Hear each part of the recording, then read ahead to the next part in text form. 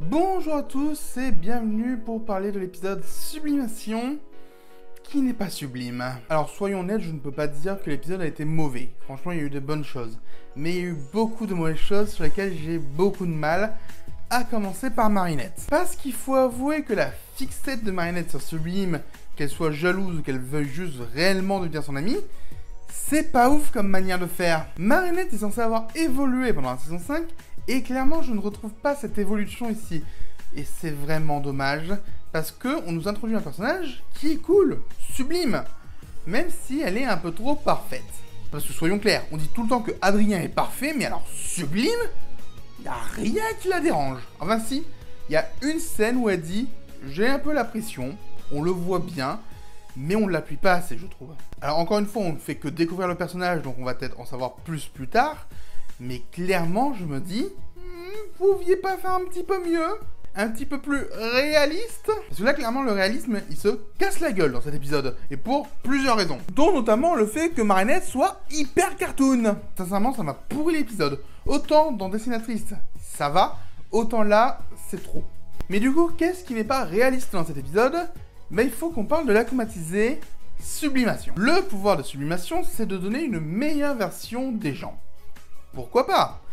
Mais dans ce cas-là, pourquoi quand elle touche Ladybug et Chat Noir, ça devient la meilleure version d'eux-mêmes qui sont déjà? Je vous rappelle quand même que l'histoire de l'épisode, c'est Marinette en tant que Ladybug qui fait une erreur et qui va presque bousiller la vie d'une jeune fille. C'est vraiment ça la meilleure version de notre héroïne?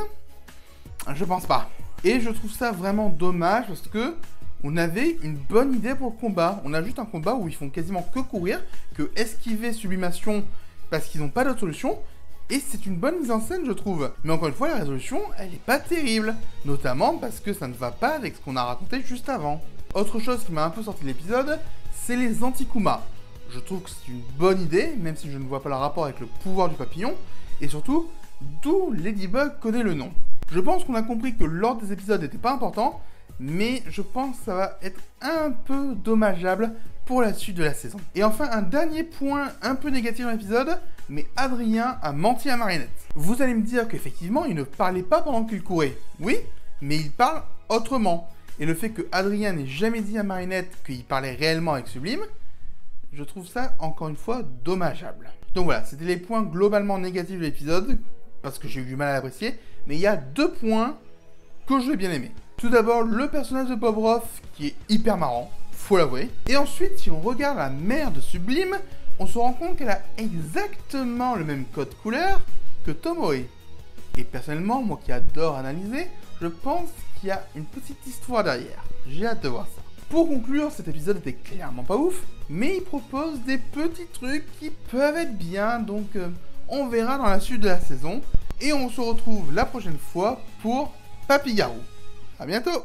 Un immense merci à tous les soutiens de la chaîne. Vous pouvez continuer à m'aider en vous abonnant, en commentant et en partageant cette vidéo. Vous pouvez également faire des dons sur Tipeee ou bien devenir membre.